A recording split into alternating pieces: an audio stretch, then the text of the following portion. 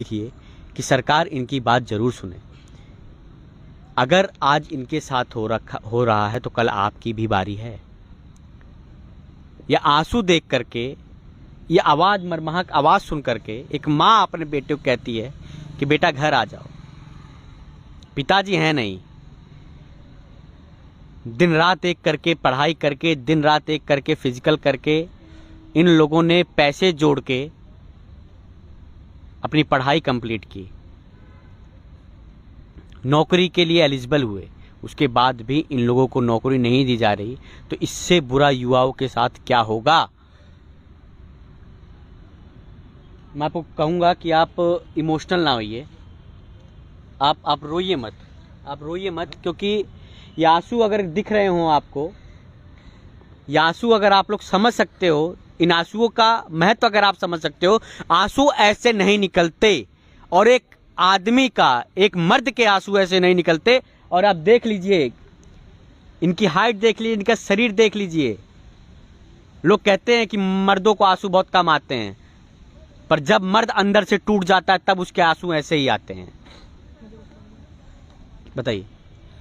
ये तो आप देख रहे हो कि एक बंदा हमारा रो रहा है यहाँ पे, लेकिन हम लोगों की मानसिक स्थिति इतनी ख़राब हो गई है कि कुछ लोग ऐसे हैं जो सुसाइड की बात कर रहे हैं, जो लोग फ़ोन करके ये बोलते हैं कि प्रियंका अब ऐसा हाल हो गया है कि मन करता है कि मर जाएं, क्योंकि कंडीशन बहुत खराब। मरना, मैं बता दूं, मरना विकल्प नहीं है।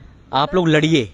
हम लोग लड़ रहे हैं। 57 दिन हो गए हम लोगों को यहाँ बैठे हुए, 57 दिन हो गए, लड़ रहे हैं हम लोग और लड़ते रहेंगे, ये बात नहीं है। लेकिन इंसान के अंदर कहीं ना कहीं ऐसी भावना आ जाती है कि वो क्या करे, अब मर ही जाए, क्योंकि वो जिस उम्र में, जिस टाइम हमें अपने माँ बाप का कहीं ना कहीं सहारा बनना चाहिए था, आज हम लोग उसी के सहारे बैठे हुए हैं। आज भी वो हमारे खर्चे उठा रहे हैं। सोचिए कितनी शर्म की बात है ये।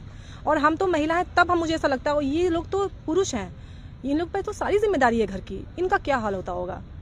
मुझे तो सही, चलो ठीक है, घर में बैठे हैं, अपना कुछ काम कर लेंगे घर का, पर हमारे पर वो जिम्मेदारी नहीं है अभी। पर इन लोगों पर खासकर जिम्मेदारी है इस चीज़ को लेके, तो इनका बहुत बुरा हाल है। जिनकी शादी हो गई है, उनके अपने खर्चे, उनकी फैमिली हो गई है, उनके बच्चे हो गए हैं, वो क्या करें अब बताइए। दरोगा की तैयारी करके, दरोगा की जॉब पाके आज लोग कहीं रिक्शा चला रहे हैं, कहीं ठेला लगा रहे हैं, कहीं किसी प्राइवेट जॉब में बैठे हैं, तो कोई डिफरेंस ही नहीं रह गया है। पढ़े लिखों का, ना पढ़े लिखों का कोई डिफरेंस ही नहीं है। यहाँ इतने शिक्षित लोग बैठे हैं कि यहाँ पे बड़ी से बड़ी लोग कॉन्फ्रेंस कर सकते हैं, बड़े से बड़े यहाँ पे मतलब कि लोग कोचिंग चला सकते हैं, कोचिंग चलाए हुए लोग हैं, पूरे मतलब शिक्षित लोग बैठे हैं, PhD करे लोग बैठे हुए हैं, कोई मतलब ही नहीं, कोई वैल्यू ही नहीं है उनकी। आज हम लोग यहाँ सड़क पे बैठने में मजबूर हैं, बताइए। जहाँ वर्दी पहननी चाहिए थी, पूरे एक रुतबे से जहाँ खड़े होना चाहिए था हम लोग को, आज हम लोग यहाँ बैठे हुए हैं।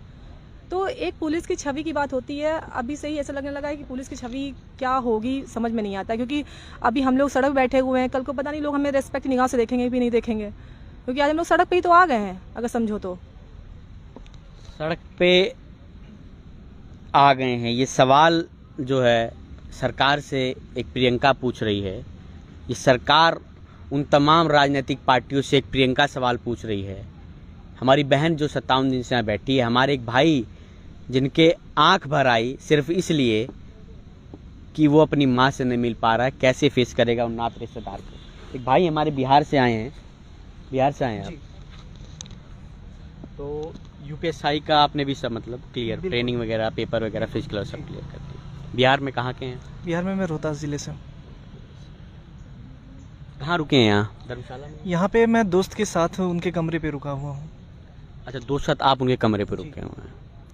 खर्चा पानी फिर भी आपको थोड़ा बहुत यहाँ करना पड़ता होगा? दरअसल दोस्तों से ही पैसे लेके मैं अपना खर्चा चला रहा हूँ फिलहाल। कुछ घर से भी ले लेता हूँ, कुछ दोस्तों से भी ले लेता हूँ, और इस तरीके से मैं धरने स्थल पे अपना काम चला रहा हूँ।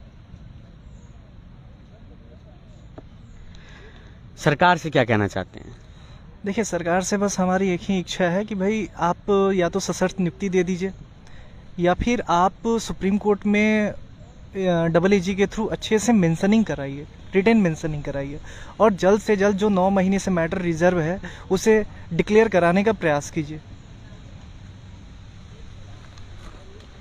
मैं एक बार आप लोगों को बता दूं, इन युवाओं का चेहरा आप लोग देख लीजिए। इसमें कई तरह की बात इन्होंने लिखी है। बेरोजगारी से मुक्ति दो, अब हमको नियुक्ति दो, दरोगा भर्ती 2016। भर्ती बोर्ड बैठा है मौन, युवाओं का दर्द समझेगा कौन।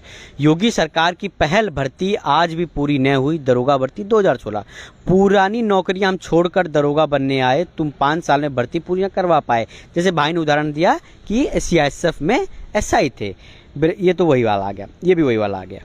तो मैं आपको बता दूं कि ये जो हमारी बहन हमारे भाई बैठे हुए हैं, ये लोग सिर्फ इसीलिए बैठे हुए हैं कि जिस चीज़ की ये लोग काबिल हैं वो चीज़ इनको दे दी जाए। उसके बावजूद भी अगर सरकार इनकी बात नहीं सुन रही है तो बहुत कष्टदायक और बहुत बड़ा सवाल कहीं ना कहीं सरकार के ऊपर भी खड़ा होता है कि सरकार इनको नियुक्ति क्यों नहीं दे रही है। 2016 की भर्ती है, अब 2022 आने वाला है। 2022 का मतलब जैसे मोटा मोटा देखा जाए तो 5 साल की एक सरकार का टाइम पीरियड चला गया है। ये भाई हमारा रो रहा है, इमोशनल हमारी प्रियंका बहन हो गई है। और आप सभी युवाओं को देख लीजिए, सीआईएसएफ में सब इंस्पेक्टर थे। ये हमारा भाई, आप कहाँ से हैं?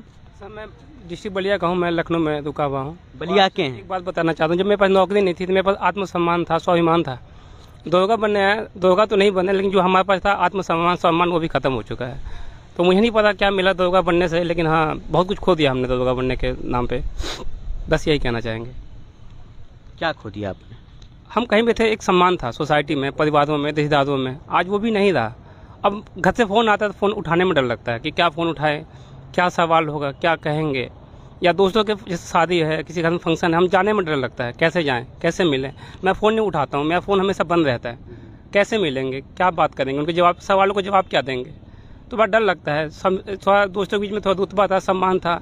सबसे बड़ी बात है आत्मसम्मान अब खो दिया, स्वाभिमान अब रहा ही नहीं कहीं पे। तो दरोगा बनने पे क्या मिला नहीं पता, नहीं सब कुछ खो दिया, ये पता चला। और एक चीज़ मैं कहना चाहूँगा, अब पता चला लोग आहिस्ता आहिस्ता सिर्फ ये कहना चाहूँगा कि अब आहिस्ता आहिस्ता ये समझ में आता है कि लोग पंखे पे क्यों चले जाते हैं। नहीं, बिल्कुल गलत बात है। नहीं, मैं एक बात बता रहा हूँ कि मैं दूसरों की पीड़ा में समझने लगा हूँ, मैं दूसरों का दुख अब हम समझने लगे हैं। नहीं, मैं बिल्कुल ये आप लोग को नहीं कहूँगा कि आप लोग पंखे से लटकने या इस तरह की किसी भी कित करने पे आप लोग आगे आइए। मैं आपको बता देना चाहता हूँ कि इन युवाओं का चेहरा एक बार आप फिर से देख लीजिए। ये युवा बहुत परेशान हैं, ये युवा बहुत दुखी हैं, ये युवा रो रहे हैं, ये युवा परेशान हैं।